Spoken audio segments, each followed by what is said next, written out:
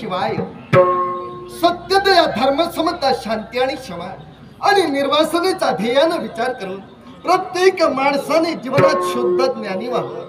दान, धर्म, गुण, गांभीर विचार, सुमती, परोपकारी अशा गुणांनी सदा गुरु भजनी लीन असावं.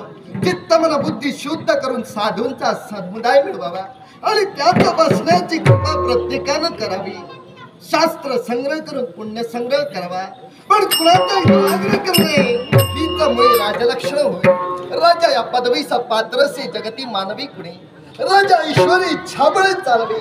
राजकर्ता ईश्वरी इच्छेनं निर्माण होत असतो आणि म्हणून शांती तुल्य तपोन तुल्य दोषात परमम सुखम नास्ति दोषणा बरोबरम व्याधी दृश्य धर्म व्याधा. अर्थात शांततेसारखं तप नाही, समाधानापेक्षा श्रेष्ठ सुख नाही, तृष्णेपेक्षा मोठा आजार नाही आणि दयेपेक्षा मोठा धर्म नाही. जो ना त्याम क्रोध लोभ मद मोह आणि मत्सर अशा षडज विकारांचा त्याग करून या काशीत पुण्य राजस्य सरावर राजा सत्यविजय विराजमान झाला.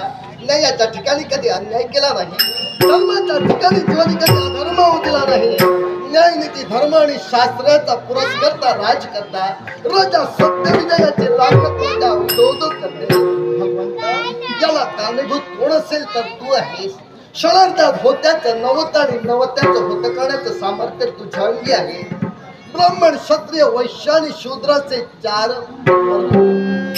खरोखर तुझ्या कृपाशीर्वादानं आमच्या वर्णाला अनुसरून ज्या शास्त्रकुलात आम्ही जन्म घेतला, मात्या पित्यांचा कुसवा धन्य करण्यासाठी आज लाखोच्या जनांचा राखण्याचा म्हणून राजा सत्यविजय कार्य करतोय. प्रतिभा, तुझा कृपाशीर्वाद तुला सदैव माझ्या पाठीशी असा एवढी सविनय प्रार्थना, सविनय प्रार्थना.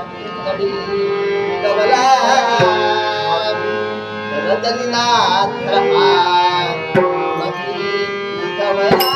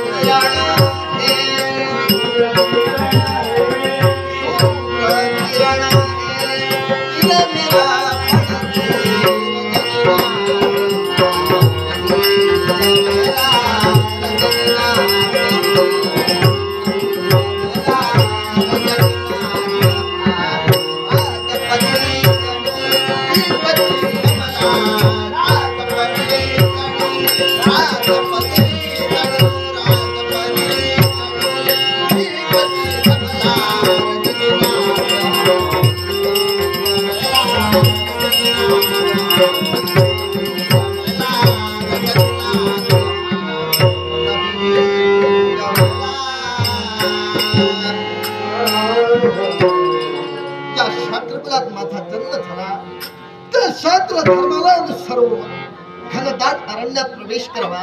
एखाद्या हिंस्र पशुचे शिकार साध्य करण्यासाठी निवडक असं सैन्य घेऊन राजा सत्यविजय